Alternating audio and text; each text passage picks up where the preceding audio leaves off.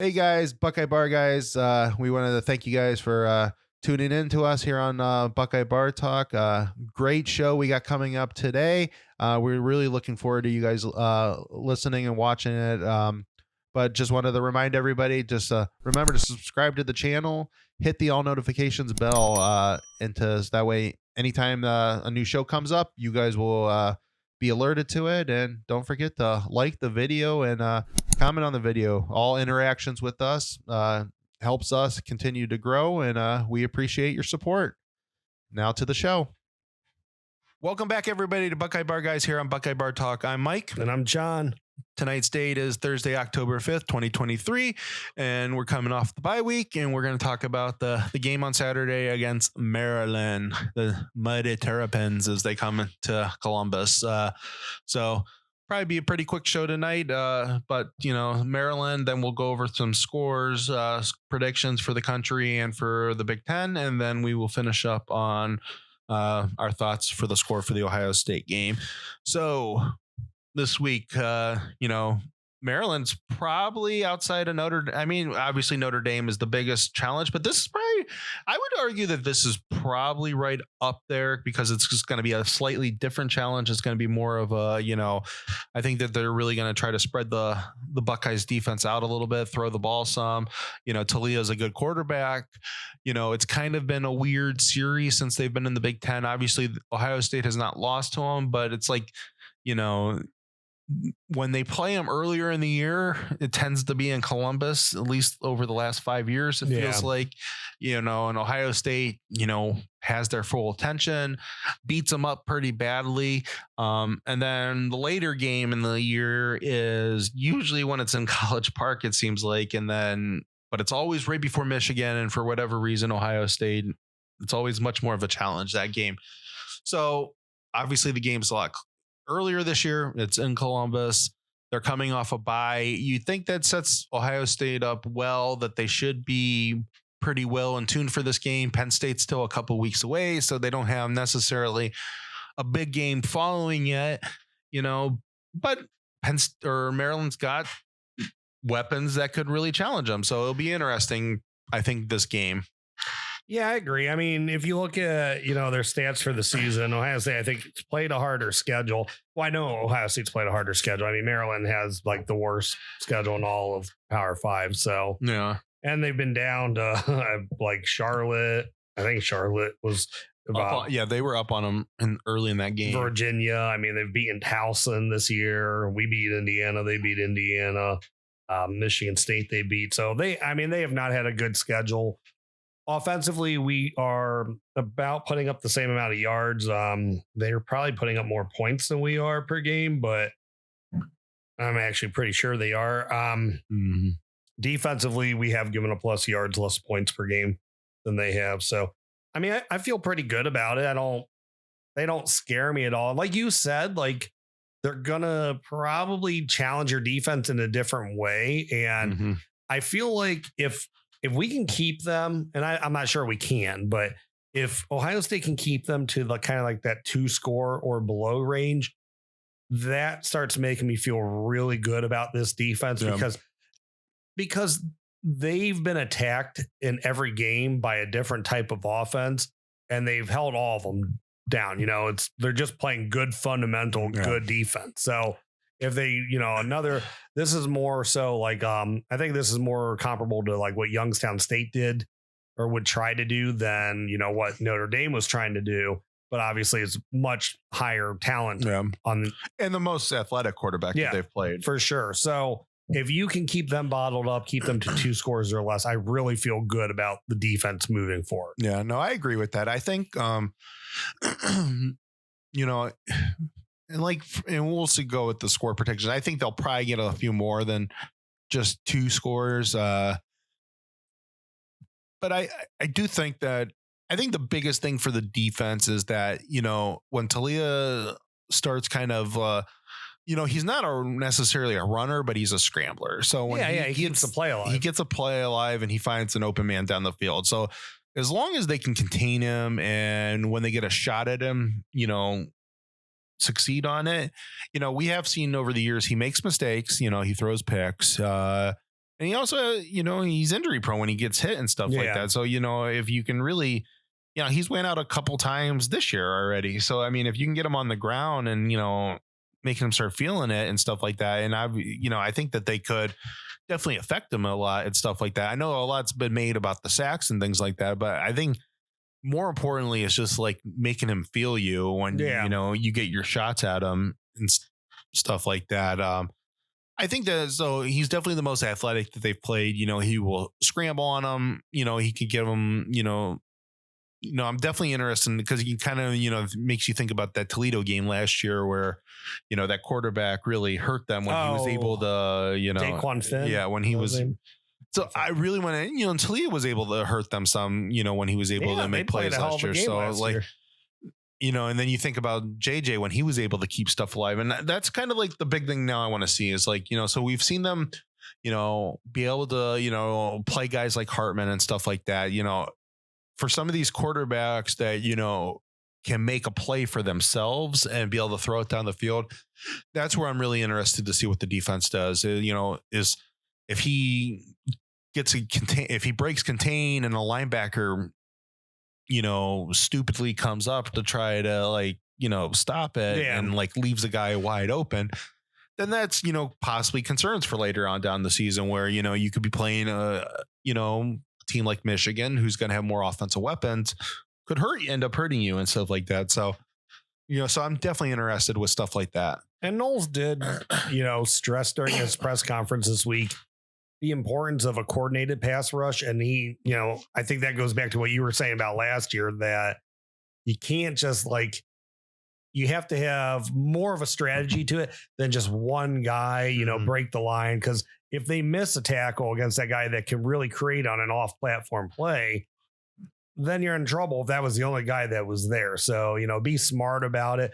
I mean, it kind of sounds like, when you say coordinated pass rush, it's like he's kind of saying like, I don't want guys going for the sack. It's kind of more so like I'd rather keep someone bottled up than letting them make the big play, which we talked about. That's kind of been the theme of Ohio State this year so far is, don't make stupid plays the big play for another team. Yeah. Make, keep everything safe for right now. So, I mean, it's interesting, but yeah, he definitely stressed that. And I think that, like you said, kind of goes back to those athletic quarterbacks that they played last year, that if they did, miss that sack opportunity and then contain was broke, then, those guys obviously made them pay several times last year. Now, where I think maybe this is different this year is that I think if Toledo does it this year, and as long as they're not the back guy that has to stay back, but if you got somebody like Ransom or Styles that are, kind of roaming around and stuff like that, sure. I think they have the capabilities now this year where, he might break contain, but somebody can come up in a hurry and get to him. And, I'm more concerned about the passing when he breaks contain. If, the play on the back end starts breaking down.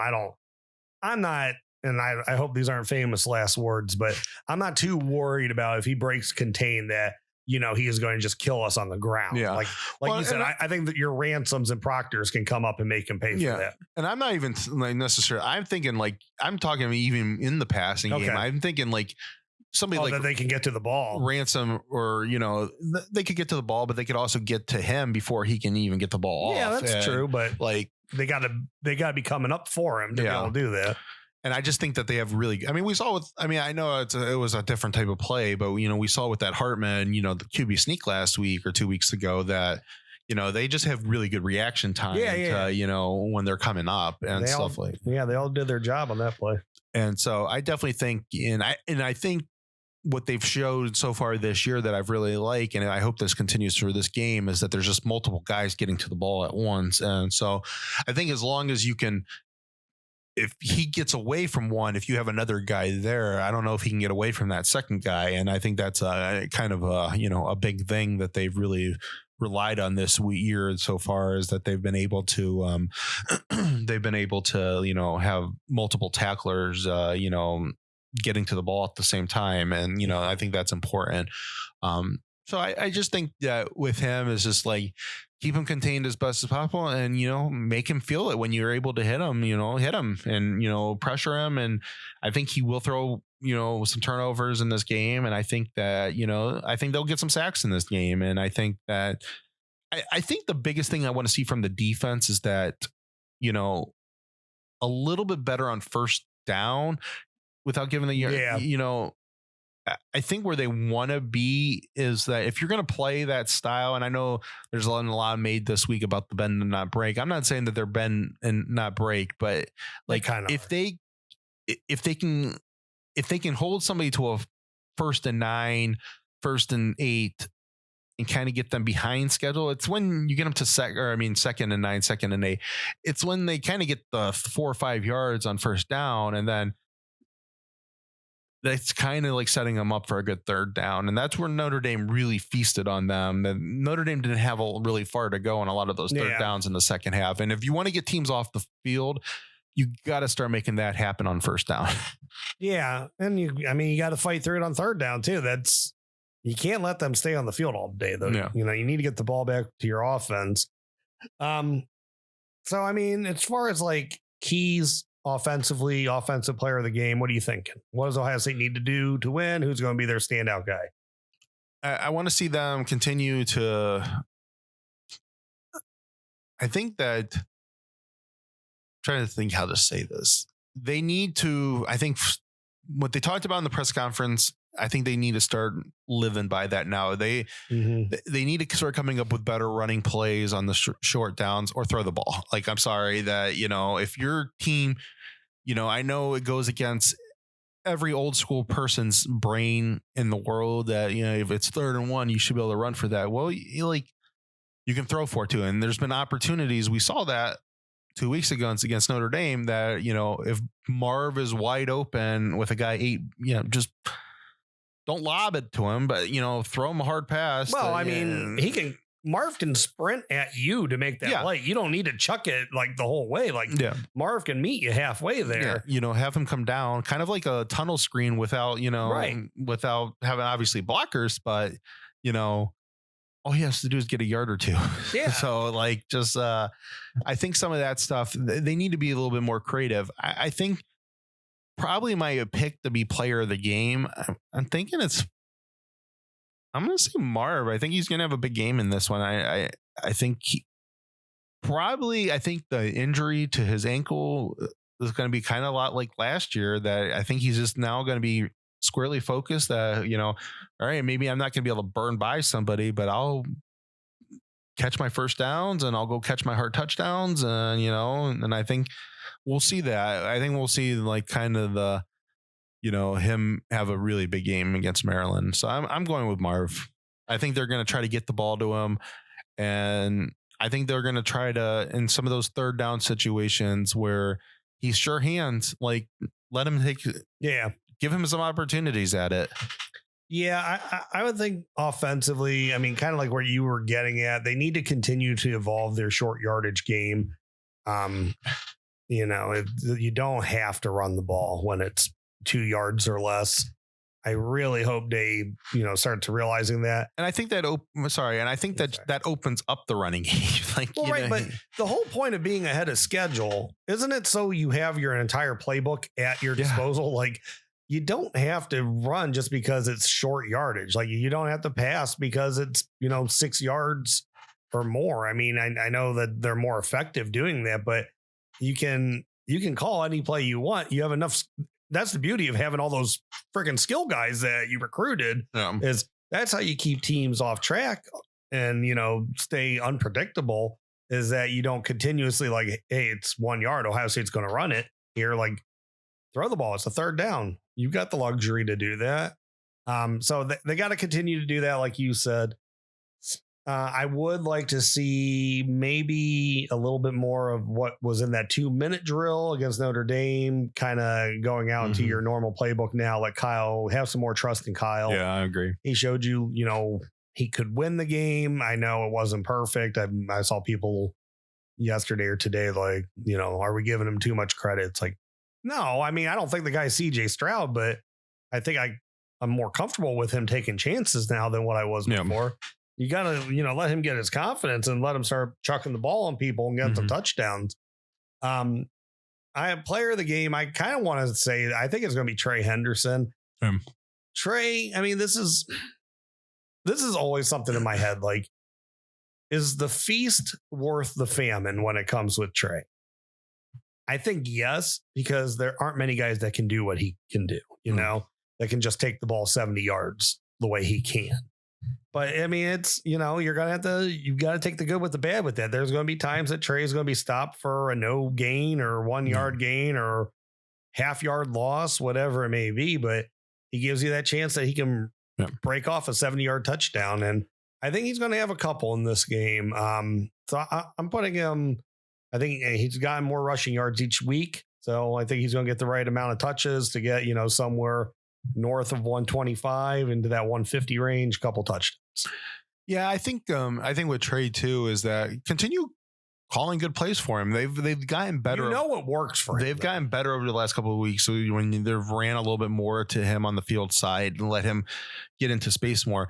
I mean, McCord rushed it a little too much, but on that last drive, that might have been 6. That when he goes out and the pass. I didn't see the wide 22, but I don't know he's definitely getting the first down on that. He makes it far into the last level of the defense because I think he can get up to that. The safety's pretty far off the ball, and I think he gets to that guy. Yeah, and him when he gets out into space, like he has a hard time making guys miss early. When he gets into space, he can make a move. Well, he has that type of speed, man. And sometimes he just outruns them and stuff like that.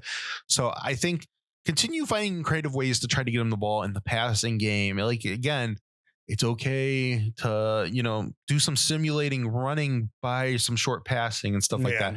Like, it's not all dink and dunks. I know some annoys some fans that you're not trying to chuck it down the field 20 yards at a time. But like, if you can throw a 2-yard pass to your running back and he gets you 15 yards, like that's positive. Just as good. Yeah. So go with some of take your shots. I like how McCord is, I definitely over the last couple of weeks that he's been more confident with taking shots down the field, but let's mix in some of that other stuff in there and, try to get him just take a little bit of sauce off those throws to Trey and, and just, and then let him be a dude out there.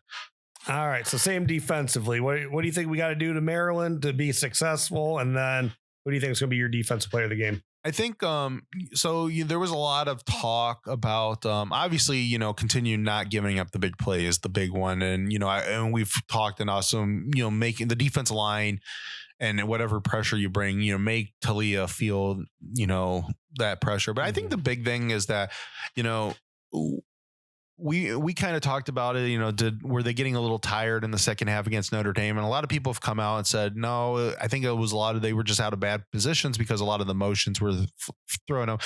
Well, Loxley saw that too. So if that was a thing, then, and Notre Dame Maryland does move people around, and I expect them to do a lot of different things with motion and stuff like that. So, just keep your eyes, keep what you need to keep in front of you and, pay attention to stuff. And, I think that's the biggest thing. Don't let them dictate the game by just doing a bunch of weird motions. They love doing RPOs too. Yeah. And and if they start getting you out of position, then that gets a little, worrisome. There was spots obviously where Notre Dame was feasting on them in the middle of the field and stuff like that. And and if you want to make a team drive on you, that's the way you do it. You take away the outside guys and you just assume that you're going to eventually make a play somewhere and stuff like that. But, I would like to see them take away some of that stuff. Is always going to be there for teams. I would like to see them start taking a little bit more of that stuff away, get a few more 3rd and 3 and outs and stuff like that. So, so you got to tighten up that a little bit. So, and I think part of that is that, the safeties and the linebackers really have to keep, not letting some of these motions get to them. Yeah, I agree with that. So player of the game? I think it's going to be Tommy. I think they're going to have a bounce back game. He's going to have a big linebackers. I mean, they've taken a lot of responsibility that they felt like they didn't play well. They didn't play well in that last game. I mean, they played okay, but you know, they could have been better. And I think they will be better in this game. I think he's going to get a sack, as I do think that, you know, he's definitely the one that Knowles definitely feels comfortable, you know, bringing on blitzes and stuff like that. I do think that they're going to, a couple times in this game, they're going to try to challenge Talia to, you know, see if he can handle pressure coming at him. I want to say one of the three cornerbacks, and I really want to say, you know, the other two, because Denzel doesn't get challenged too much, but he's everything right now. I feel like he's going to have, I think, and that's not even saying that Talia's like careless or anything with the ball. I just feel like he's going to try to challenge Burke more than what Hartman did. And I don't think it's going to be a good day for him. I don't know if we'll get any interceptions or anything like that, but I think he's going to pretty much, you know, lock down whichever receiver he's on at the time. So I think it might be one of those quiet days, you know, that it might just be 10 target or not even 10, like 5 targets and a pass breakup or something, but you're going to feel his presence on the field. But then again, it could be just an amazing day, and he could be targeted a bunch, and he could get 3 interceptions and 2 of them pick sixes. I hope Talia is old enough in his college career now that he gets, if he throws one pick to Denzel, then he starts like, I think he is. Let's not keep going back to the well. Yeah, I think he's smart enough to not let himself do that. I think it's just, I'll say Denzel, I think is going to be one of the 3 corners that are just going to have a really, really big day. Yeah, I know. I could see that. I was actually thinking between Tommy and Hancock. I think that this is going to be I think that's probably. I think Notre Dame showed some stuff, and I think Maryland's going to try to exploit some of that stuff in the middle of the field. So I think that some of those guys are going to really have to come up big. Yeah, I hope they do. Who knows, though? We might do a little drop those defensive tackles back, and Tyleek might get his interception. Might get it this time. Yeah. All right. Scores around the. Yeah, let's hit them. All right. Let's see what games we got going on this week. Hold on. Okay. We'll start off because it's a noon game. Red River rivalry, the shootout. All right. So Texas, Oklahoma. Texas is a 5-point favorite.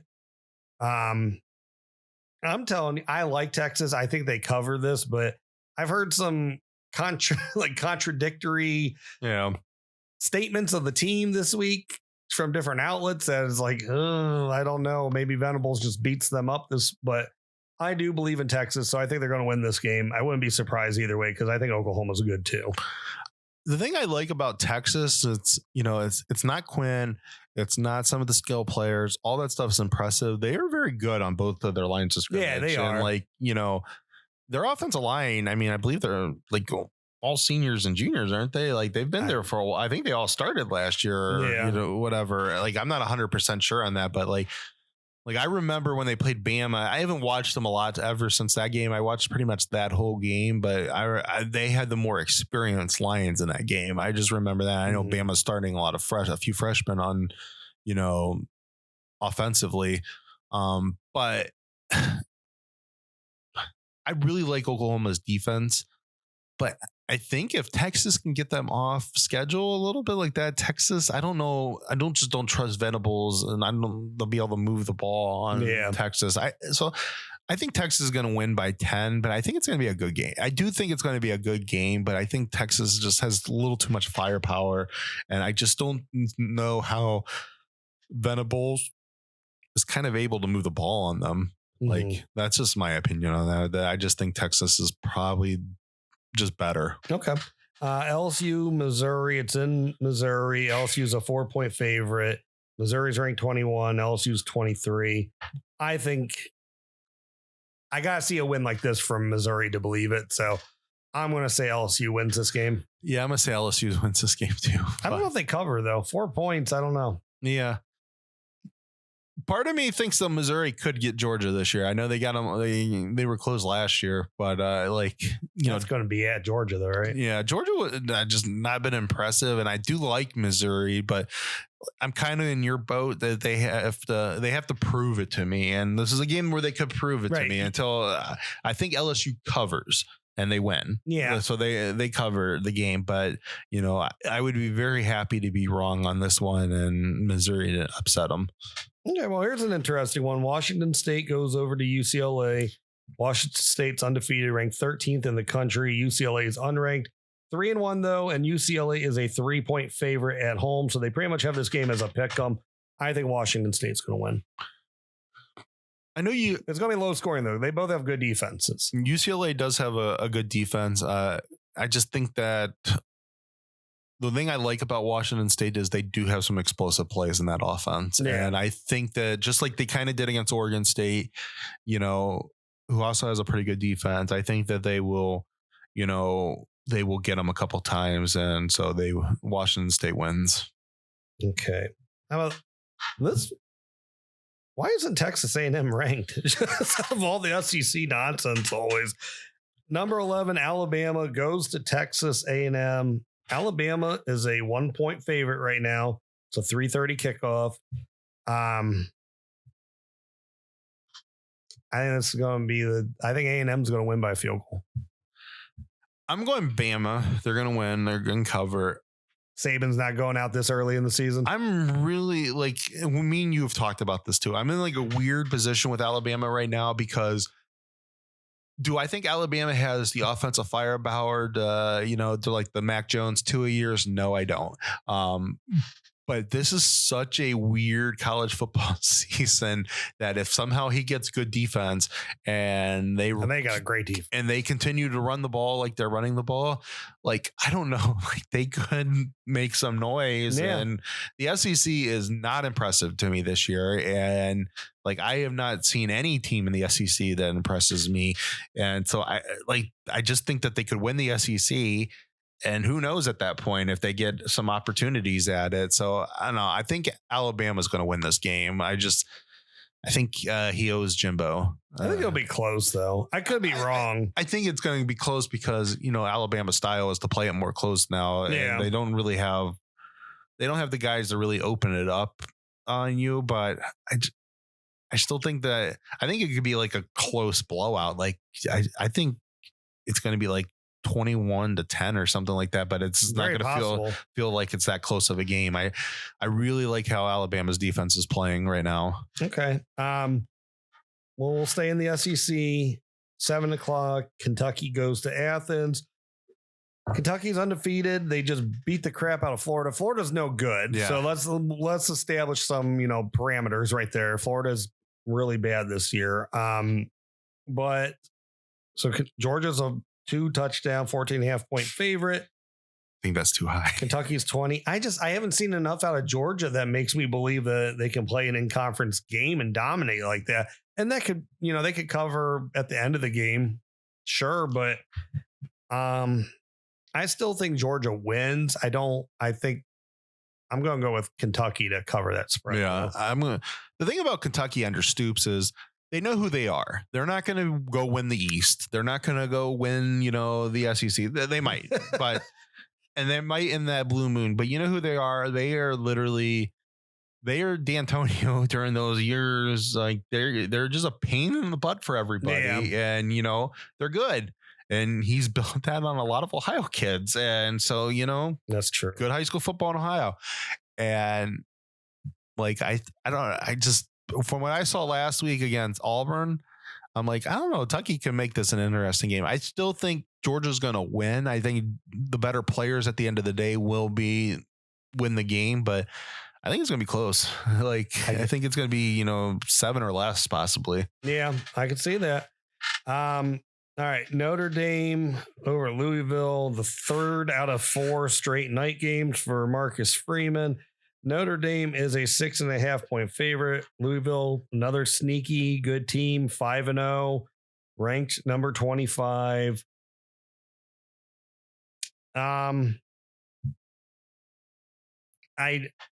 I'm going to go kind of the same as what I said in the last game. I think Notre Dame wins. I don't think they cover the spread, though. I think Louisville will be within a touchdown. Mm-hmm. I'm going to go with that they will cover the spread, but it'll be like a 7 to 10 point win. I don't think Louisville's going to sneak up on them like Duke did. I think a lot with the Duke thing is you just came off a physical game, and I know some people are going to be like, well, they're playing USC next week. Are they going to be looking ahead? I don't think they can't afford to look ahead right now. So, like, they can't afford to have another loss, and another loss kicks them out of the playoffs. Brom's at Louisville now, isn't he? Yeah. So I think Louisville's going to challenge them, and I think Louisville's a pretty good team, but I think Notre Dame's better. I really want to see how Louisville plays against Notre Dame's physicality. I think Notre Dame wins somewhere in that 7 to 10 range. Okay. Do we want to go over Big Ten teams too, or let's do any other big national games? I mean, the only other one really is, and it's not really, but it's the after dark game. USC Arizona's in LA. Arizona gave Washington, and that game was not as close as what the final score indicated, but they did give Washington a few fits last week. But they're on the road now. USC is a 21.5 point favorite. I think Arizona can score, but I don't know. That number kind of seems right. But those are weird games. But being in LA, I see USC can cover this. Yeah, they'll probably cover it. It's hard. I don't trust USC. I don't trust you. I trust USC to win games. Like it's like it seems like a money line game. Like I don't trust them with any of their spreads. They get way too high spreads, and then it's like they don't have a defense to play against.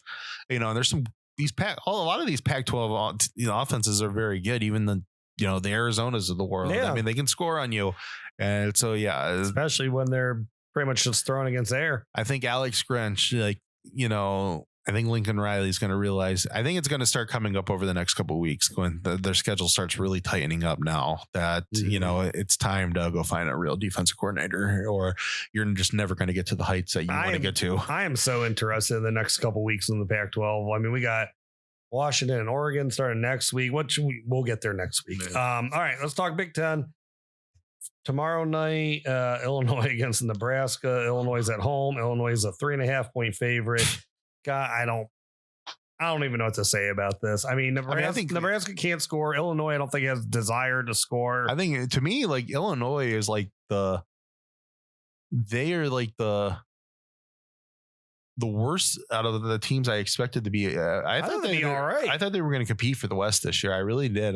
They were kind of like my dark horse team behind Wisconsin. And it's like, I think I know how Bielema likes to coach it and stuff like that. I'm like, and that's just perfect for out there. And I'm like, there's a guy that could win those games out there. Yeah. And it's just, I don't know. That's just, and they could still do it. And I don't see Nebraska able to score at all on them. So I think Illinois will win and cover, but they'll win like 10-3 or something. I'm not watching it. No, I'm not. No, I got better things to do on a Friday. Actually, I probably don't, but I'm still not going to watch it. Rutgers goes to Wisconsin. Noon on Saturday. Wisconsin's a 13-point favorite. I don't know. I don't think they cover that. No. We'll see. We'll see if Luke's offense starts, really humming. But I think they'll win. But I don't think they're going to beat Rutgers by more than 13. No, I don't think they'll cover either. I think that they're going to start realizing that, right now you are built to run the ball. So just give it to your bell cow and run the ball. Give it to Allen, man. Northwestern is hosting Howard. There is no line for that game. Howard by 5. Howard wins. Iowa hosts Purdue. Iowa, this is 3:30 on Peacock. Iowa is a 2.5 point favorite. For a second there, I thought you were going to say 3:30 on CBS. I'm like, oh, Danielson really drew this, but they got the SEC this week. I'm like, oh, that sucks. So, sure, Iowa covers. Why not? I hate them. What's the cover? What is it again? 2.5. Yeah, I guess. I was like, I don't know. Are either team going to be able to score? Like, can either team score 2.5? I'm not sure. Like, is Iowa's going to get a punt? Nothing. They're going to get a punt return for a touchdown, and they'll get an interception. 14-0. They'll win. Like, so, yep. And that somehow counts for that Brian Ferentz is doing okay. That it's below his 25 though, but it's like how he gets credit for the defense and special team scoring is still like weird to me. But all right, here's an interesting one. Not really. Michigan travels to Minnesota. It is a night game, though. Of course, Minnesota's hosting, like I said. Minnesota's 3-2. They're not really good on either side of the ball, though. no, And Michigan, they do have a toughness about them, though. Yeah, but I just don't see it at working. home. Michigan's 18.5-point favorites. I think they can cover that because they've just been grinding everybody into the dirt this year. And Yeah, I don't see the thing is I don't see Minnesota being able to score more than 10 on them, and I don't see Michigan below 28. So yeah, I agree. so I think they cover. I think Michigan probably gets like 5 touchdowns and That's about it. Wins the game pretty easily. 35-3 or something. All right. So that brings us to Ohio State, Maryland. Now, both teams are undefeated. Maryland, surprisingly, still not ranked. It is a 12 o'clock game on Fox in the Horseshoe. So, of course, Ohio State has the home field advantage. Ohio State currently, and this is, I believe, Caesar Sportsbooks on ESPN, currently standing at a 20-point favorite. So we mentioned a lot of things about what they got to do offensively. I think Ohio State can have success offensively. I still don't know if they can get to a 40 against a Power 5 team right now. That can all change, though. If Ryan Day's like McCord, you can do everything CJ did, just chuck it around the yard, whatever, then, they might be able to get into the 40s, or if Trey is just gashing Maryland. I said, I would be really happy if they kept it to, 14 or less. Don't think that's going to happen, though, for the defense. And that's not an indictment on the defense. No. It's a different challenge than what they've had so far. And I could be way off. I mean, the defense might be lights out and pitch a shutout. Who knows? But I have it 35-21. Playing it kind of safe, just touchdowns. So I agree. Ohio State wins. Yeah, I agree with you actually on the 21. I do think they get over 40 just because I think that he is going to open it up some. And I think it's a home game. It's noon. I think the rain is supposed, and I think Columbus is supposed to have rain tomorrow, but I think it's supposed to clear out by the time the game comes on Saturday. So, I just think that he's going to have more. He seemed like he had a little bit more confidence with him during the presser this week, and I think he's going to let him, throw it some. And I don't know anything about Maryland's defense, but I think that obviously this is the best offense that they've played all year. They get sacks and they get turnovers, but I can't imagine that they're any more aggressive than what Al Golden was. Yeah. So with that being said, I mean, I think Notre Dame probably has better players than them. Yeah. We'll see those schemes. So I'm saying 45-21. I think they'll cover. Okay. And I do think they'll get to the plus 40. And, I think he needs to really over the next 2 weeks, you start getting them into the mindset that, we need to score when we can score because, Penn State's right there. And, and Wisconsin is not, the Wisconsin of old, but there's still, it's not, I don't like playing Luke in Madison. Like coming off of what's going to be a tough physical game with Penn State. So, he needs to start wrapping up. There is no bye weeks now. This is getting this. You can't treat this game like Indiana. Did you realize they had 2 in 19?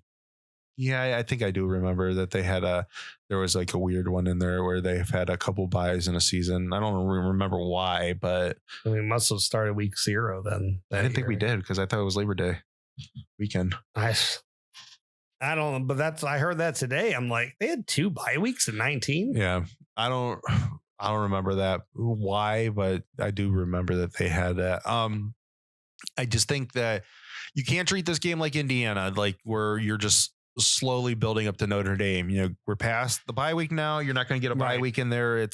You got some big games coming down the stretch. You got to be at full force by the time November rolls around. And so it's time to really start opening it up. And I think that he does have confidence in McCord, and just because I'm saying 21, I think, 1 or 2 of those are going to be late in this game. I do think Ohio State's defense is going to show up in this game, and really. I hope so. I mean, I know Penn State did some things last year. That's really when it started kind of look like Noel's defense might be a little fraudulent was that Maryland game. Yeah, that's true.